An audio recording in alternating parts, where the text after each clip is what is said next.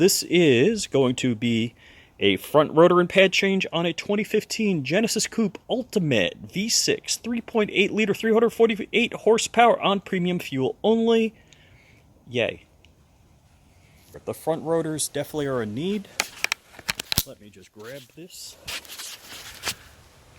This side is scoring a bit, and let's see if I can sneak you into the spokey area. Well, can you not? All right, and on the other side,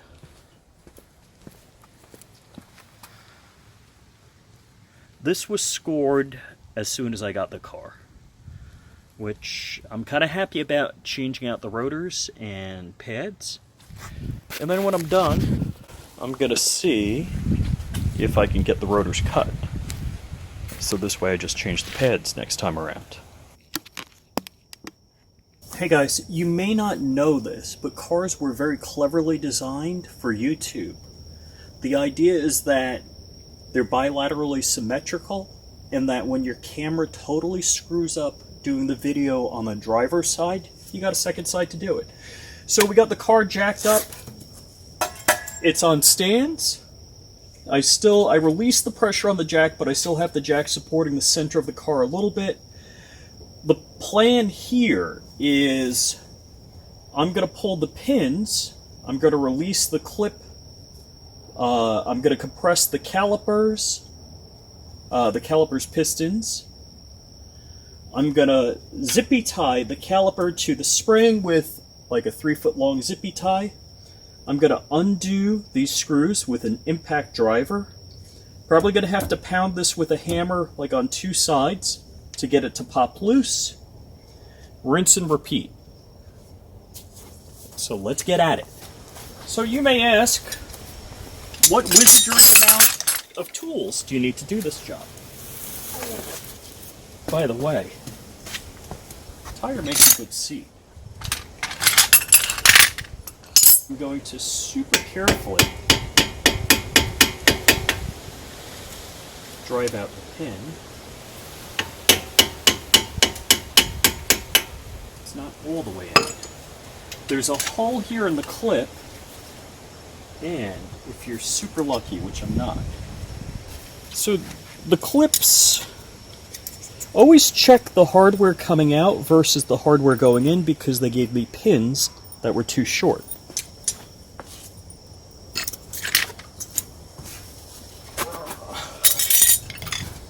One thing I try not to do is get parts of my body I like to keep underneath a vehicle that's up in the air.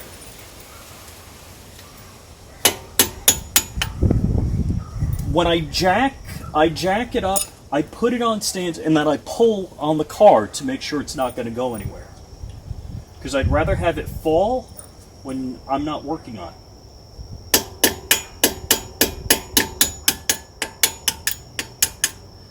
So these pins that I got in the kit were too short,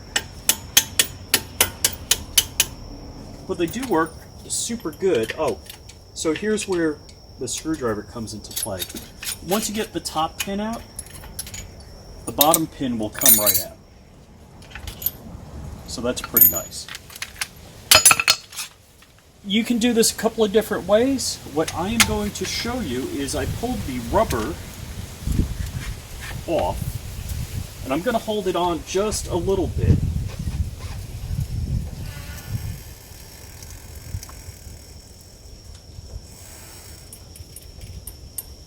But you hear that? You hear the pistons going back in. I'm just going to release the pressure. Now, if I squeeze the other side, these pistons will come out, but I got a fix for that. Always look at your pads. Your pads are not the same. There's an inboard pad and an outboard pad. The outboard pad has this scraper on it that's going to make noise when you're down to the wear limit. This goes outside. And you can see that right here. Maybe. The inboard pad does not have that. So always check. You don't want to put both on the same side. You can see that they're basically manufactured the same, just this one doesn't have it. This goes inboard, this goes outboard. So I'm going to leave them on the ground there, respectively, out of the camera view. So outboard on the outside, inboard on the inside. And let's see, is the bolt 17 millimeter? So the caliper bolt is 17 millimeter. It was reasonably hard to undo, so I double wrenched, which those of you with expensive tools like Snap-on may have a fit.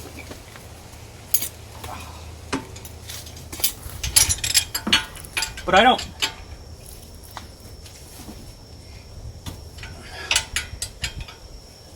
Now, I'm going to leave the top one on so the rotor will hang, and undo the bottom and take it all the way out.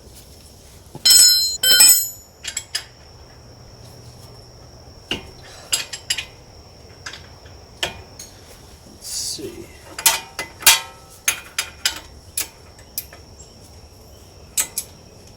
And 11/16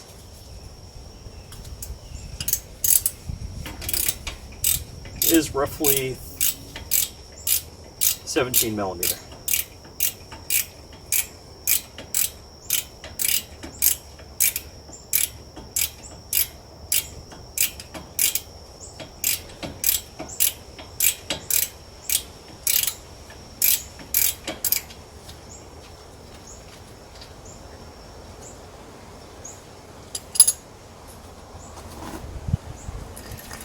And I did not remove the pad.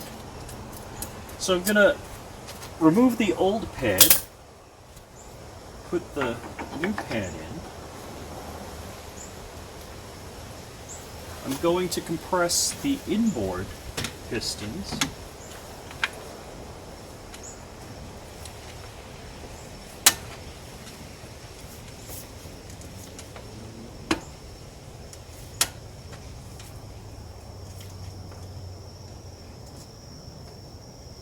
And I did see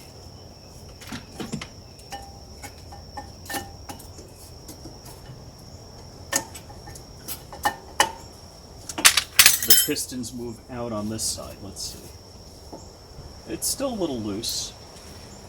So again, I'm going to take out the old ones and outboard side with the wear indicator, the noisemaker.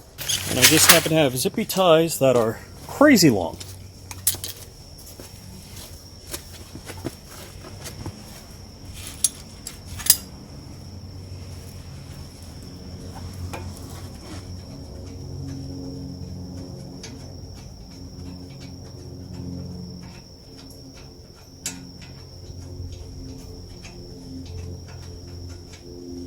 Okay, so the bolt has a lock washer on it.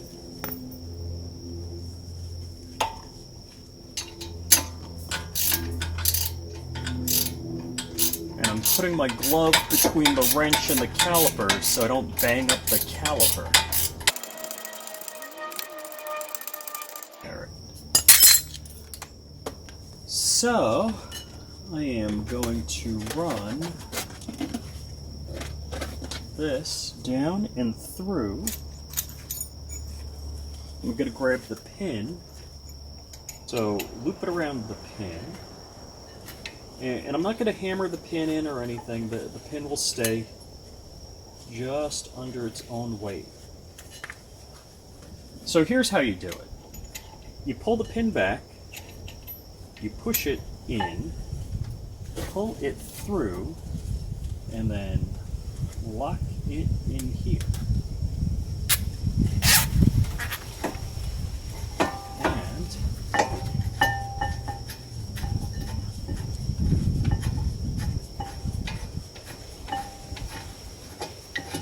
okay, and we are loose. The cooler thing is, if I don't want it banging on the rotor, ask me how I know, I can zippy tie it up some more. Now this rotor is going to come right off with the impact driver. You want to make sure it's on loosen, and you do that by pushing in and twisting, but it is on loose and I've just checked that. So what you're going to do is insert the bit, hold a little bit of twist on it, and bang. Likewise here, and bang. That puppy is loose.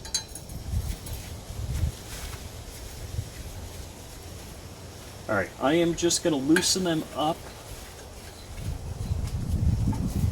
Alright, so this puppy is not going to come off easy, but if I'm going to hit something, maybe I don't want to hit the rotor, because I may want to cut.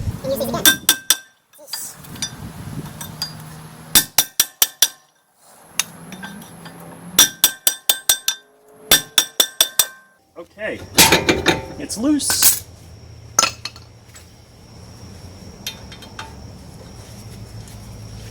And all I gotta say is, if asbestos brakes were used on subway cars, how come everybody in New York City is still alive?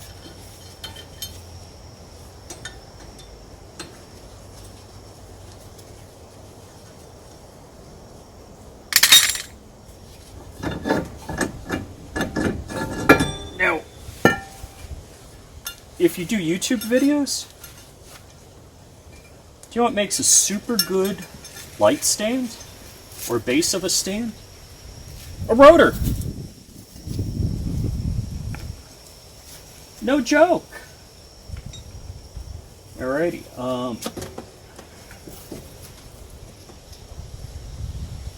I am gonna spray this down with some brake cleaner. Oh, did I say brake cleaner? I mean wheel cleaner. Did I really get that in there? Yeah, I really got that in there.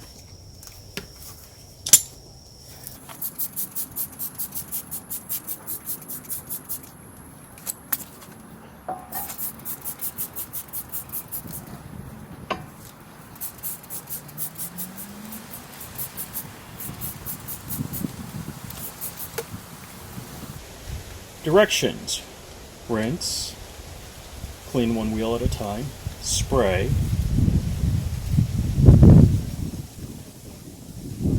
wait a maximum of 30 seconds, whatever, something, other thing.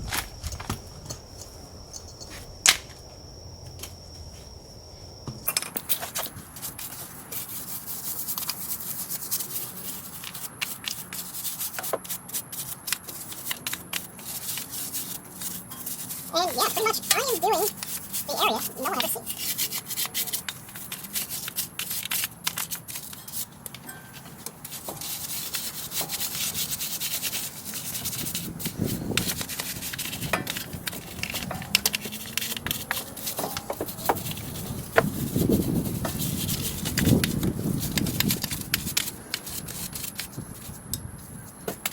I am going to temporarily pull the pin out so I can clean.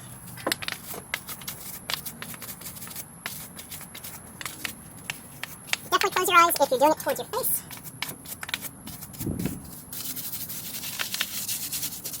Know where all the divots are so you can get them good. And I'm inserting the pin. I'm going to hook it and put it back. Now I'm going to grab a hose. I'm doing this around, huh? I got it on the wheel off.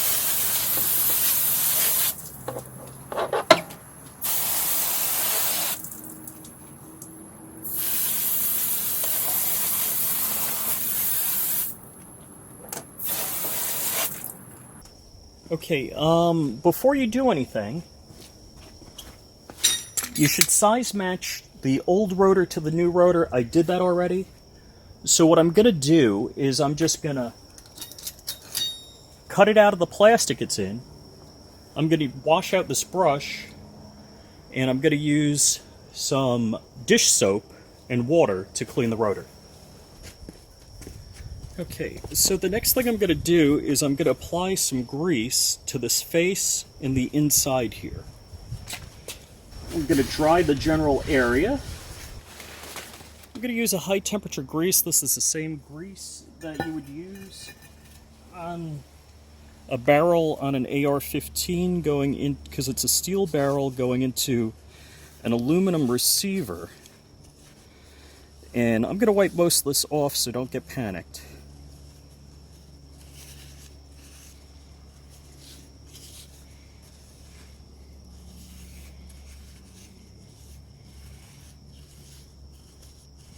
So this is just a thin film, and mainly around here.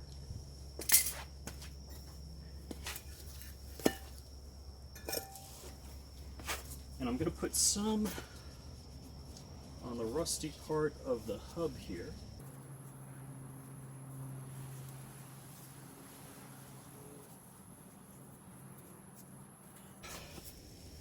Okay, so you're going to line this by stud screws. So we have screw stud, stud screw this way. Alright, and I'm going to get a little bit of that grease for the screws. So I'm just going to grab it out of the cap.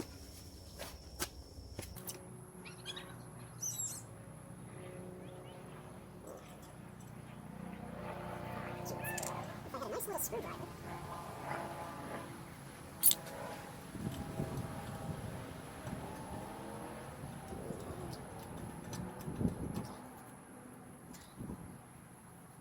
If I was Bob Ross, I would say a happy little screwdriver.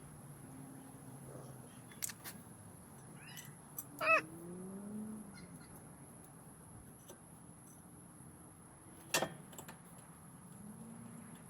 Alright, so these I'm going to put just kind of hand tight right now. I'm going to tighten them up a little more when the wheel is actually, I will tighten them up now because it's locked in the right direction.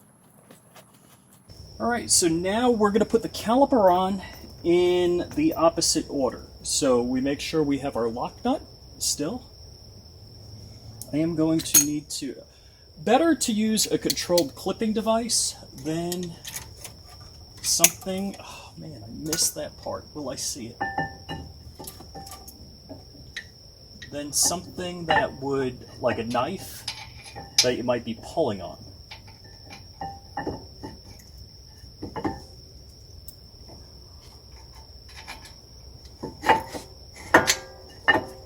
Mind you, the caliper isn't going to be right up against the rotor, it's going to be a little away from the rotor.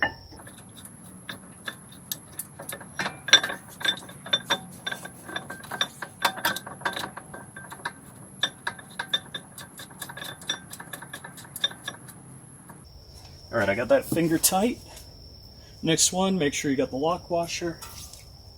Finding the hole. Now the caliper will hang in, you probably got to pull it out just a little. And if you lift, it'll make it easier because then there's no force.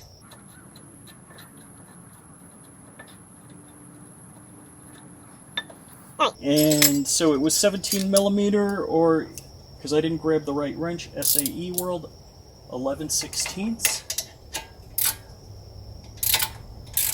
I'm going to tighten, and I'm going to just keep my knuckle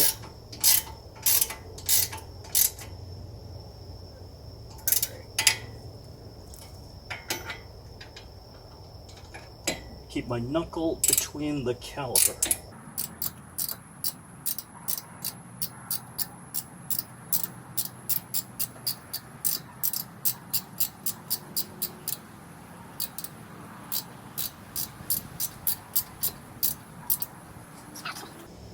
So that is now tight, so I will do the final tightening with an actual wrench.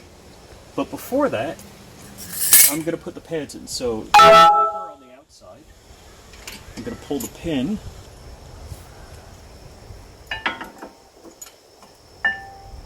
Okay, and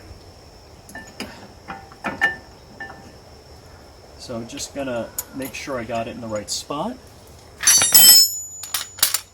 So clip is in the ready, old clip, and I am going to need the second pin. Okay, so this kind of wedges out, so it's going to separate the pads, and it goes like that. It catches it, so it doesn't go like this. That's not the case. It goes like that. So I'm going to flip it in. I'm going to grab a small screwdriver, put it through the hole like this, insert this pin. Okay, so both pins are inserted, I just have to hammer them in. I'm going to lightly tap them.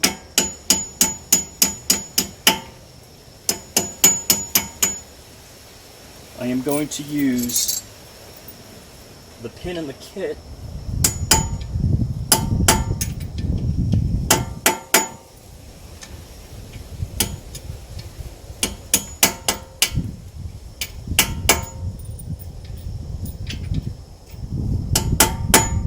that they sent me as, all right, looks good. Now we got to tighten.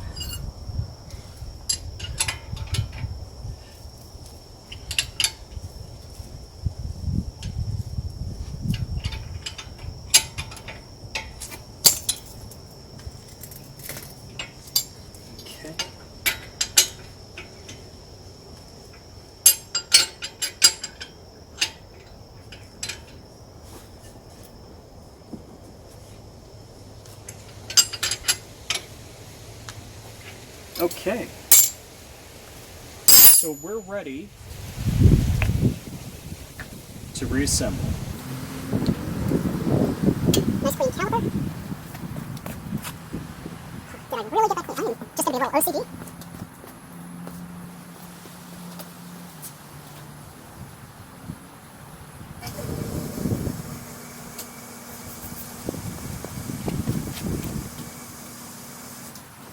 Actually, I'm just using a little bit of Windex here.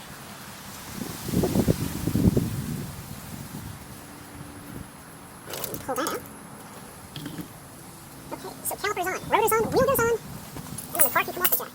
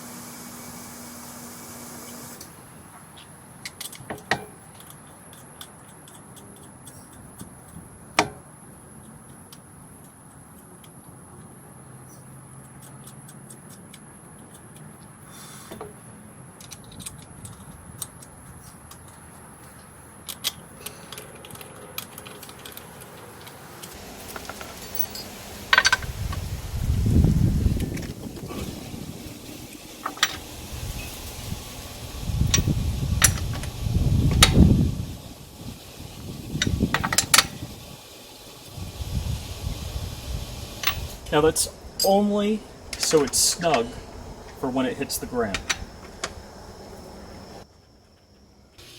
So make sure you take the chocks out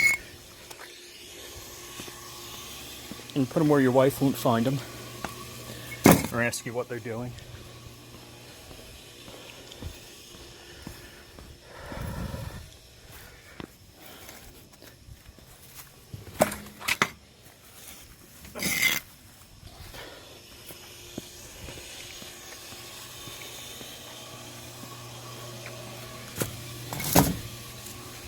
Okay, so most important thing you're going to do and fail at, or not fail at, because I told you what not to do. Pump the brake. So we're going to start the car. Because, like the first pump, that brake's going to the floor. So make sure it's good and pumped.